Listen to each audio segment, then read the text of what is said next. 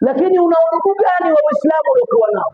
Yale yote tuliyoyataja, kufanyiana undugu kwa binadamu, kufanyiana undugu katika mambo na ukoo, ya zaidi iwe ndani ya Uislamu. Ukoo wako, ikiwa Muislamu anahangaika na ndugu yako tumbo moja, anahangaika pale, Uislamu unatangulia. Uislamu unafanya nini? Unatangulia. Lakini leo kwa nini nyumba zetu zinaharibika? Kwa nini watu wanakosana ndani ya majumba?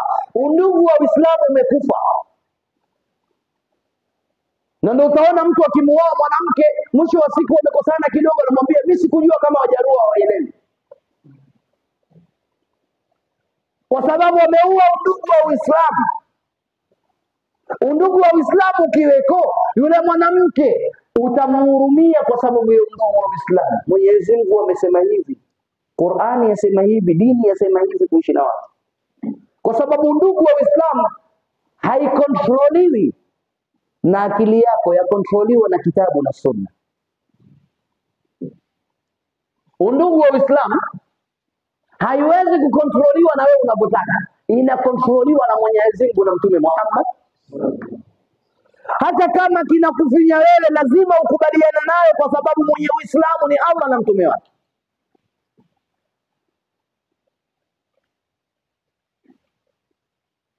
Na ndio maana katika undugu wa Uislamu Mtume ametuambia kwenye hadithi, an sab'atin yudhilluhum Allah fi dhilli la dhilla illa dhillu, watu watakaopata chance ya kuwa kwenye kivuli cha Mwenyezi Mungu siku ya Kiyama. Pamoja na matatizo ya siku ya Kiyama, kwamba watu wataogelea kwa majasho yao.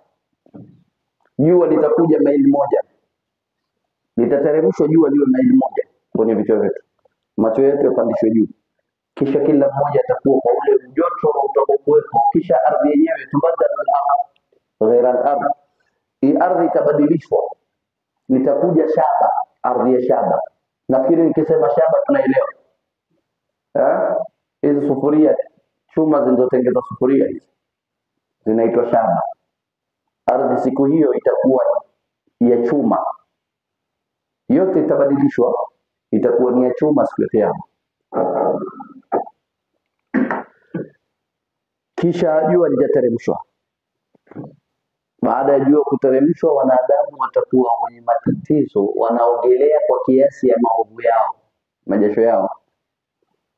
Lakini kuna watu hawatoliona hilo jua wala dhiki za yaumul qiyama. Kuna ma VIP wa Allah subhanahu. Kama leo utakaposikia president anakuja Port Victoria, kuwe tent moja kubwa ya president, alafu muache msimame kwa jua, ndio itakapokuwa siku ya Kiyama. Kuna watu watakaokuwa kwenye kivuli na wengine wako kwenye matatizo. Sasa katika watu watakaokuwa kwenye kivuli cha Allah ni rajulani tahabba fillah, ni watu wawili hawakupendana isipokuwa wamependana kwa ajili ya. Ndio sisi kilichotutoa mbali. Alustadhi, mimi ukiangalia yeye ni Msomali, hatujui upande wake, lakini mimi ni Mkikuyu aliochanganyika na Mwarabu. Kilichotufanya tupendane mpaka kufika sehemu hii, kilichotufanya tupendane kufika mpaka kwenye hapa ni Uislamu. Yeye jana nipigia simu, tunao mkutano wa vijana, utakuja? Na wallahi mimi ni mgonjwa hivi, hata nimejikakamua kufika hapa. Mimi ni mgonjwa na malaria plus na typhoid plus, lakini ule ndugu wa Uislamu nimetembeaje, nimetoka kule, nimekuja kwenye gari, nasikia harara na hali si nzuri, lakini nikasema nitafika. Na kwa kuwa naenda kwa ajili ya Mwenyezi Mungu, siwezi pata shida, takuwa niko sawa.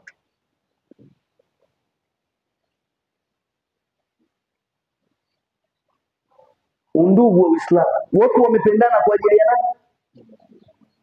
Ukishampenda mtu kwa ajili ya Allah, acha mengine achana nayo. Wewe mpende tu, nimekupenda kwa ajili ya Allah, hata akikupigia kifanya nini. Maswahaba walikuwa hawakasiriki isipokuwa kwa ajili ya nani? Hawacheki isipokuwa kwa ajili ya Allah. Saidina Ali siku moja amemshika mtu, anataka kumchinja kwa sababu ametukana Uislamu Wakati anataka kumchinja yule bwana akamtemea mate usoni. Puh! Mwarabu kumtemea mate ni madharau ya 100%. Akasirika, kisha akachukua panga yake akarudisha. Watu wakamwambia, ya Amir al-Mu'minin, ewe Amir al-Mu'minin, ewe Ali, ulikuwa unataka kumchinja huyo, lakini mbona umemwacha? Asema, pale mwanzo nilikuwa nataka kumchinja kwa ajili ya Allah. Aliponitemea mate nimekasirika, hasira zikanipanda, nikaogopa nisije nikamchinja kwa ajili yangu. Ndio maana sikumchinja, nimemwacha huru, kwa sababu panga yangu haimpigi mtu wala haichinji kitu isipokuwa kwa ajili yao. Mu'min kwa mu'min kalbuniyan yashuddu ba'dhum ba'dha. Waumini ni kama jengo, wasukumana wenyewe, wapatiana support. Ukimpata ndugu yako anadhulumiwa na Muislamu anadhulumiwa, wa kwanza kunusuriwa ni Muislamu, ndugu yako afate.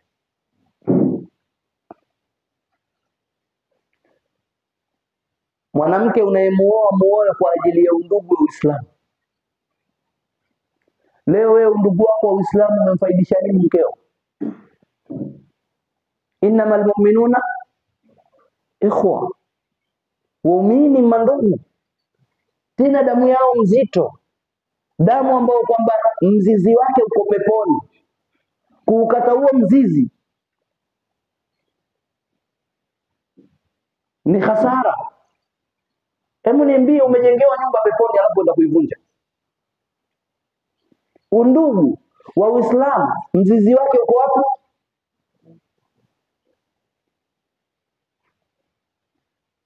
Ndugu yako ulioketi na yeye. Maisha tunavyoishi ndani ya Ramadhani ndio undugu unaofaa kuishiwa baada ya Ramadhani. Kwa siku zote. Leo mtu anaweza kuja na tende 3, anania hii tende 3 wakati unao watu 6. Maana kile kipande akigawanya mara 2. Undugu wa nini? Leo Ramadhani kila mmoja anataka achukue ndugu yake amfuturishe nyumbani. Undugu wa nini?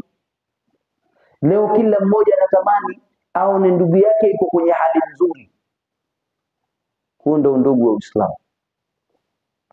Lakini Uislamu wako, undugu wa Uislamu uliokuwa nao umesaidia nini kwenye mujtama? Tukisema kuzungumzia undugu wa Uislamu, wallahi hatumalizi leo. Tutaketi hapa mpaka alasiri. Na bado tutaenda mpaka kesho kutwa. Tutamaliza mwezi mzima au miezi mitatu yazungumziwa undugu wa.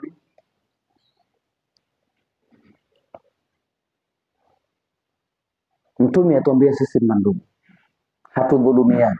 Muislamu hamdhulumu mwenzie, hamtukani, hamteremshi mwenzie cheo, afanyi chochote kwa ndugu yake Muislamu. Huyu ndo nani? Undugu wa Uislamu. Muislamu anampendelea ndugu yake. Lakini leo tuko kinyume kabisa umma. Adui yako mkubwa Muislamu. Muislamu hangaika kutafuta kazi, wewe una kazi umewapatia wasoko Waislamu. Umefanya jambo zuri sana kuonesha Uislamu na roho nzuri. Lakini wa kwanza alikuwa ni yule. Wa kwanza alikuwa nani? Ndugu yako Muislamu ndio alikuwa bora zaidi kupata hiyo kazi kuliko mwingine. Amekosekana pati yoyote. Una wasichana wawili unawatongoza, mmoja familia ni ya Kiislamu, nyingine si ya Kiislamu. Huyu asiyekuwa Muislamu amesema mimi nitasilimu. Lakini huyu ni Muislamu tayari. Anza na huyu, moyo huyu Muislamu. Uzito wa nini? Utamsilimisha huyu, atakuwa wa pili wa tatu. Lakini anza na huyu Muislamu. Una zuri lolote, anza na Waislamu ndio iende kwa wengine. Wewe ni Muislamu wataka kura ya MCA wa nini? Tafuta Waislamu wenzako wote muungane kwanza. Pesa zako waanze kuzila Waislamu ndio wakule wengine. Pesa zako waanze kwanza kula nini? Ndio wengine wagani. Uislamu ni kitu kisichochezewa, ni dhahabu iliyojificha ndani ya nuru. Na nuru haipatikani isipokuwa katikati ya bahari.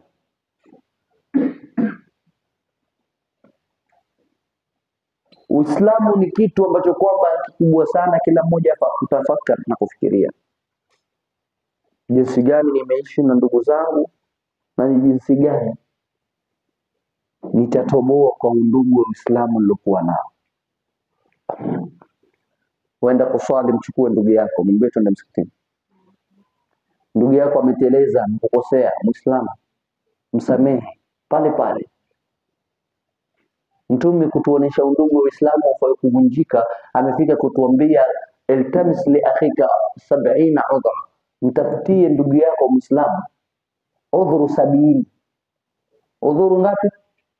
Amekukosea leo, mwambie akukusudia, kesho pia akukusudia, kesho huto akukusudia. Bana ule fulani akupendi anakutukana, hapana. Muislamu, ndugu yako Muislamu aweze kufanya hivyo. Imefika umempata ndio red handed anakutukana na kusengenya, sema hapana, huyu bwana labda amelipwa na hakukuwa na pesa ya kutumia, ikabidi yakubali ili aniribie jina, si yeye, mpe udhuru. Lakini leo Muislamu anasikia maneno tu nje, akakunja uso, akakunja ngumi, anamtafuta ndugu yake na faini. Wallahi tuelekea pabaya, tuelekea pabaya.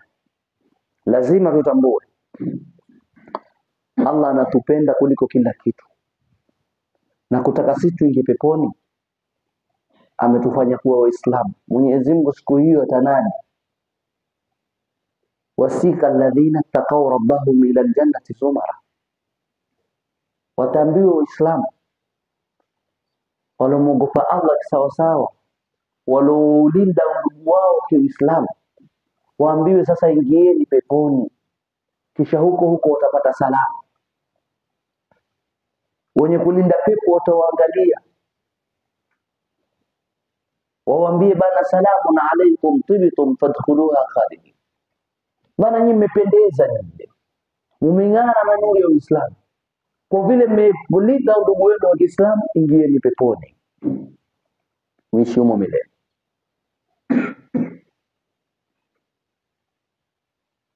Lakini pepo haipatikani ikiwa tutavunja undugu.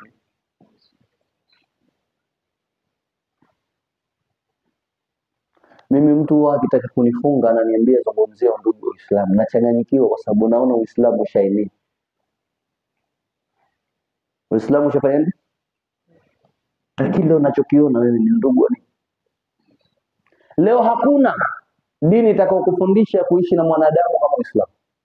Hakuna dini iliyowapatia wanawake rights zao kama Uislamu. Hakuna dini iliyofundisha jinsi ya watu kuishi na wenzao kama Uislamu.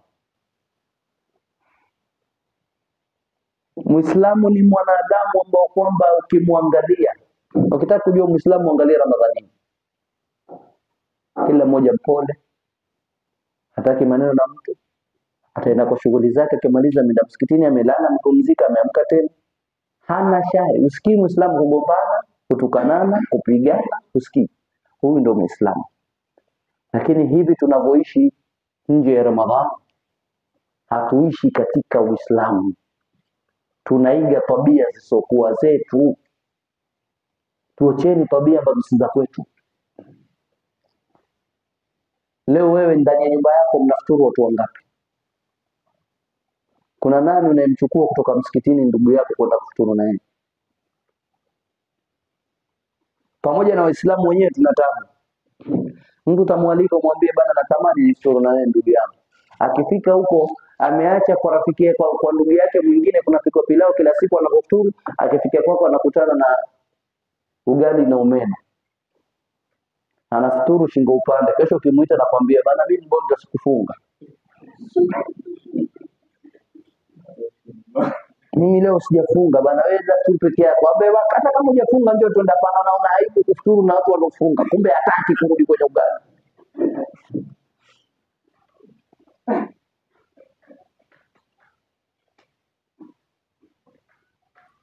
Lazima tufanyiane haya. Mtume Muhammad siku moja na maswahaba alikuwa anakwambia mtume akiwa ameketi kwenye kikao kama hivi, maswahaba kila sahaba analeta zawadi kwenye kikao, sadaka ya kuganyia watu, tende, zawadi zingine.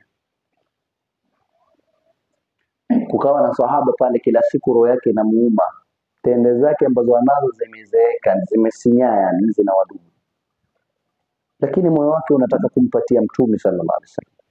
Mtume akachukua ile tende akala peke yake.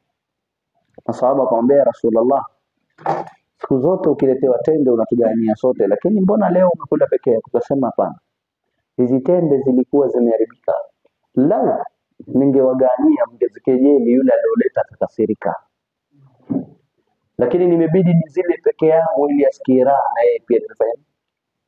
Muislamu akitembea kwa ndugu yake Muislamu, hata akiletewa chai haina sukari, hafai kuzungumza na anafaa kuinya chai bado amalize. Chakula kina chumvi kimezidi, hafai kusema. Usimvunje moyo yule alifanya.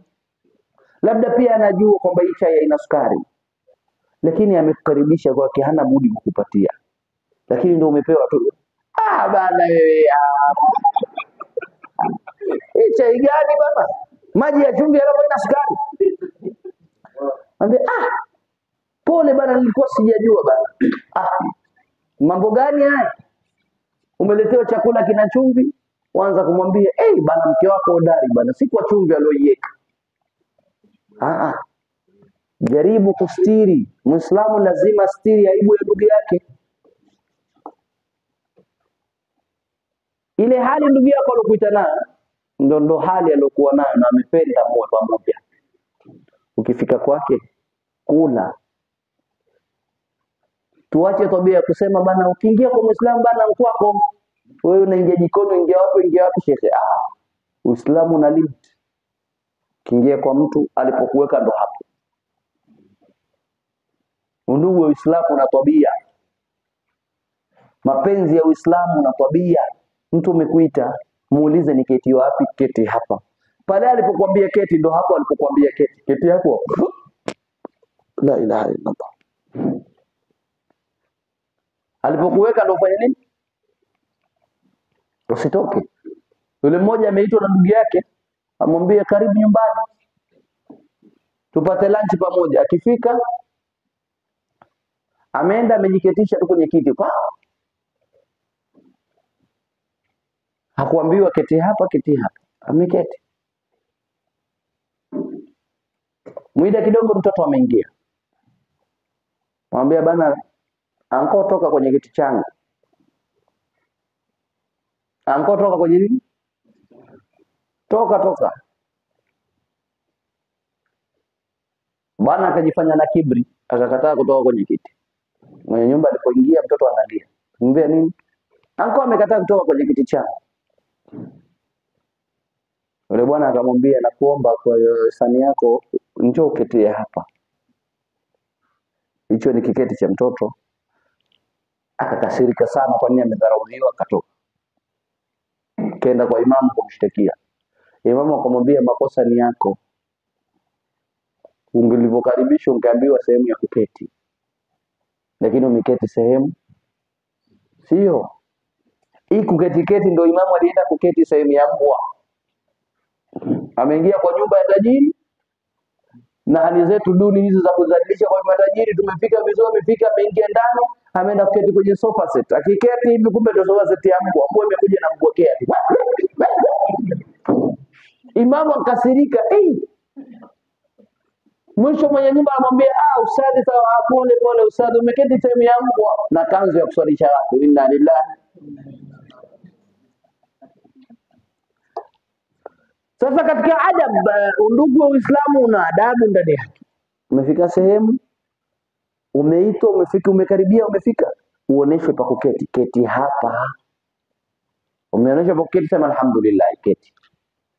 Ulicholetewa shekhe mkidogo, mkingi, ni hali ilivyokuwa, sawa. Mmoja huku amealikwa iftari. Akifika iftari ameletewa sinia, imewekwa chakula ndio. Kisha amekula na watoto wa ule bwana. Baada ya kula na wao, akitoka ameanza kugombana. Mambo gani haya? Mimi usinipimie bana, ukiniita kwako bana nipe chakula nile nishibe. Unaletea kijisinia ndio kile, alafu tunaketi wengi. Mimi nishazoea kwangu napiga sima kilo nusu peke yangu, mimi napiga nusu kilo peke yangu. Mara nyingine usinipime imani, kama uniwezi usiniite kwako. Maisha ya Uislamu ilipofikia hatuna istihya kwa watu. Umeingia kwa mtu tena au ajua kuitisha kabisa, niwekee mchuzi bana, mweka nyama, weka nyama. Ulinunua shekhe? Wewe hujanunua, hujui imetoka wapi. Labda nyama yenyewe umeipata leo, nafasi yako kula, kisha wataka ufanye nini? Ndugu wa Uislamu una limit na una adabu. Kenda kwa ndugu yako Muislamu, keti na adabu, keti na heshima. Kuna watu wamesilimu kwa sababu ya kuona Waislamu wanavyoishi. Wewe ndani ya nyumba yako unaleta Waislamu, wakija kuomba chakula unawatupia. Muislamu akija kubisha tu, salamu alaikum, nina njaa mimi. Una njaa? Umeambiwa hapa ndio sehemu ya kugawa chakula, umeona kipande hapo kimeandikwa kwamba hapa njooni tunagawa. Umeona hii nyumba imeandikwa msikiti. Msikiti ndio pa kuomba nini? Msaada, si hapa, toka. Watarajia huyu mfanyakazi aliyekuwa ndani atasilimu? Angalia Saidina Ali na mke wake Fatima Zahra, watoto wagonjwa Hassan na Hussein. Mama yao anasema, baba anamwambia mumewe Ali, tufunge sisi, tuweke nadhiri ya kufunga, Mungu akiwaponya watoto wetu. Mungu akawapa shifa, wale watoto wakapona. Walipopona wakasema tutafunga siku ngapi? 3. Yaani wewe na mke wako mko ndani ya nyumba, mna shida fulani, mmetia nadhiri tutafunga siku 3, Mungu ameondosha ile shida, kama ni riziki amefungua. Baada ya siku 3 hizo mumeanza kufunga sasa. Siku ya kwanza mnafunga, chakula hakuna. Mumezunguka kutafuta marupurupu, wewe kazi kupata hiyo iftari mmekosa. Mke amepata kibarua kwenda kupika sehemu au kutengeza kitu, kisha akapewa mshahara. Akanunua unga, akakuja akatengeza mikate 3. Mmoja atagawanya katikati wa watoto wawili, mwingine wa mume wake, mwingine wa kwake. Wamefika wakati wa iftari, mtu anagonga mlango. Akigonga mlango nani? Maskini. Jamani, mimi sijala siku 3. Sijala siku. Fatima achukua ile chakula, ampikie mumeo, amwambie kuna mtu mlangoni. Anasema ajala siku ngapi? Ndio chakula kilichokuweko ndani ya nyumba. Saidina Ali amwambia, beba yote 3 mpatie. Beba yote mikate 3 inapatiwa. Yule anaenda na mpiga picha, wewe ndio ulofunga chakula, njaa, hali ngumu, alafu imekuja imefika iftari, mtu anakuja anakuambia bana, mimi nina njaa siku 3 sijala. Unaweza kumwambia bana, afadhali wewe umezoea siku 3 mimi leo mzima sijala, siwezi kuvumilia njaa. Siku ya kwanza imeenda chakula, wamefunga, wakaunganisha somu kwa maji. Somu inaunganishwa kwa maji, siku ya pili wanafunga tena. Wana nadhiri ya siku ngapi? Imefika magharibi, mke ameenda tena kufanya kibarua, amepata unga. Amekuja ametengeza mikate 3 vile vile. Imefika magharibi, nani anayegonga? Yatima. Jamani, nina njaa sijala mimi, nina siku 3 sijala. Ali anasema mpatieni hiyo mikate. Wewe yatima kibisha mlango wako, bana mimi nina njaa, wewe nani? Mimi yatima bana, hata mimi nishakuwa yatima kitambo bana. Kama wazazi wako wako hayo, naambia bana, sikiza bana, kama wewe yatima, mimi yatima mtarajiwa, kwani babangu ataishi milele? Si pia atakufa? Nenda katafuta kwingine. Lakini Ali anatoa chakula na fanya. Siku ya 3 hivyo hivyo, kile kilichopatikana mikate 3, anakuja mfungwa, njaa inamuuma, bosi wake hajampa chakula, anakuja kuomba, anapewa mikate mingapi? Wewe ikikuwa wewe utaanza kulia, hii Mungu, yani nimefunga siku 3, chakula kinakuja, watu wanakuja kuomba. Kwani hii nyumba pekee yake ndio umeona sehemu ya kuomba? Nyumba zingine haziko, hawapiti. Lakini Allah anamsifu Saidina Ali. asema wayut'imuna at'ama ala hubbihi miskina wa yatima wa asira inma nut'imukum liwajhi llahi, sisi tunawapatieni chakula kwa ajili ya Mwenyezi Mungu, la nuridu minkum jazaa. Leo wewe umempatia mtu kitu, unataka kushukuru, asipokushukuru kesi. Ndio shekhe mmoja kwa kisa asema, bwana ameenda kuomba kanzu ya kwenda kufunga nikah, hata kwenda kuoa maskini hana nguo ya kuvaa, ameenda kumwomba rafiki yake kanzu, naomba niazime kanzu yako mzuri, naenda kuoa. Akamwambia sawa, na ninakualika pia nisindikize. Wameenda kwenye nikah, bwana hali yake haikuwa mzuri, kumepikwa wali maharagwe. Wale watu wenyewe wenye mke wameona ni aibu bwana harusi kula wali maharagwe, wamempikia kuku. Imeletwa kuku mbele ya bwana harusi, mwenye kanzu mwenyewe amekuja kuchelewa, amewekwa kule nyuma, kumesaviwa maharagwe huko, wali maharagwe menene. Bwana harusi ameketi kwa kula, yuko kwa VIP, kuku wali. Yule bwana hasira imemkaba kuona huku alemwazima kanzu na kuku anakula kuku na yeye anakula maharagwe kule. Mwida bahati mbaya yule kuinua kinoko cha kuku, supu ikaanguka kwenye. Allahu akbar. Bana, hiyo kanzu nimeinua bali wewe. Hiyo supu hiyo bana. Asira ya maharagwe ipeleka wapi? Vumilia, ndugu yako ametumia nguo yako. Usimlipe mtu maovu bana. Hawa wamelisha watu siku tatu, leo hawajakula siku tatu. Hali yao ilikuwa ngumu mpaka siku nyingine mtume akipika chakula anasema mpelekeeni Fatima, hawana chakula ndani ya nyumba. Lakini wamewalisha watu, wanampatia mtu kitu na wanafunga mlango. Chukua chakula, nafunga mlango. Hawataki yule mtu aseme shukran, asante. Leo mtu lao atakuja kugawanya fitri hapa, agawanyie Waislamu alafu wasishukuru, asema wale siwapelekei Ramadhani ijayo. Hawashukuru Waislamu. Na wapatia mimi alafu hawashukuru. Siwapelekei tena, hawana shukrani wale. Leo mtu amekuja labda mfadhili wa msikiti aliojenga bwana, akija akiona sakafu chafu, Waislamu wana shukrani hapo. Mmejengea msikiti hata ku maintain pia mwashinda. Ndio wanadamu tuliofanya. Uislamu hautufundishi hivyo. Undugu wa Uislamu ni kuridhiana kwa hali ya aina yoyote na kuwa na subra. Wallahi hakuna kitu kitakachotuingiza peponi kama kuwa na undugu baina yetu. Na kilichounganisha undugu wetu ni la ilaha illa Allah. Ina kabila yoyote alosema la ilaha ndo kabila letu.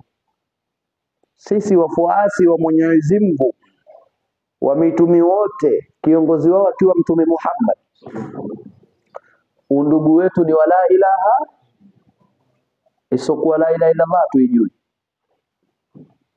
Isokuwa la ilaha illa Allah hatuijui. Hiyo ndo message ambayo ningependa mimi na nyinyi, pamoja na udhaifu wangu wa kielimu, udhaifu wangu wa akili na ujana na uenda wazimu mtume alosifu nao, tuweze kushare. Tumeshare hicho tulichokishare, ndo Mwenyezi Mungu ametuwafikia kushare. Ningeomba mkubali kulingana na afya yangu, siwezi kutumia muda mrefu kuzungumza. Tuomba Allah subhanahu wa ta'ala tuliyosikia yatie faida. Na atujalie tu wenye kukutana mara kwa mara, isiwe ndani ya Ramadhani peke yake mara moja imekuwa hivyo. Nafikiri nafasi tutaitoa kwa sababu ya maswali kama walivyopanga wenyewe barnamiji zao. Wabillahi tawfik, wassalamu alaikum warahmatullahi wabarakatuh.